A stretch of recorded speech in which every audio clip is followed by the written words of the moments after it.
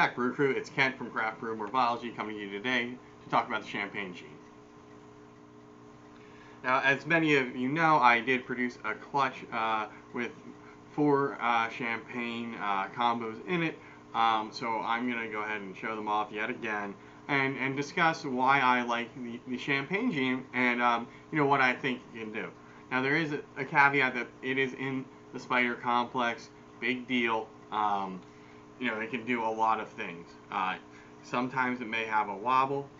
None of mine do that I produced so far. So I've had no issues with the gene itself.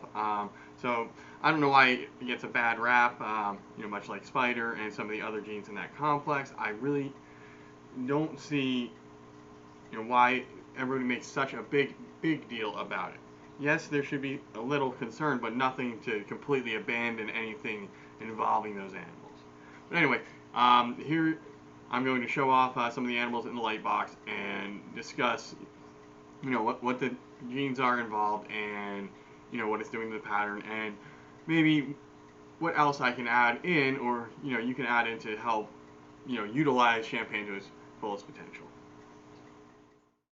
All right, so the first one is just a single copy of the champagne gene. There's nothing else in here. As you can see, it's got a nice dorsal pattern. It's got that burnt pixelation that champagne does. It really destroys any concept you have of what like a normal ball python should look like. So one of the issues with working with the gene is that it does so much to the pattern that it, you need to bring things like leopard and enchi in to sort of bring back all that pattern to the snake. It definitely does a lot of color. You can see how it gets the name of champagne. Now here is the second one. It's another girl. This one, I like the pattern a lot better. And you can see it's got a little bit of a pied marker there. Champagne can throw them, just in general. This is part of the pattern. But there was, the mother's clutch did have, was het pied. So there is a possibility that this one could actually be het pied. But we'll see. This is the one I'm holding back. Again, you see a lot of, that change in pattern disruption. So, that's why I like working with the gene. Some people don't like it because it's so strong. All right, and here is a champagne pastel. I don't think it's het for lav or pied, which were possibilities in the pairing. And as you can see, this takes away all that champagne color, at least the head stamp. And you can see a bunch of the yellows and stuff on the dorsal, and there's some, paradoxing. This is just 2 genes, champagne and pastel, and it just really, really changes up everything with the snake. This one wound up being a male, and then here is the sire of the clutch.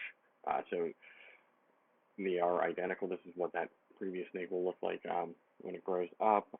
Give or take a couple, things in the pattern and the color, but the general idea is this is what it looks like when it grows up.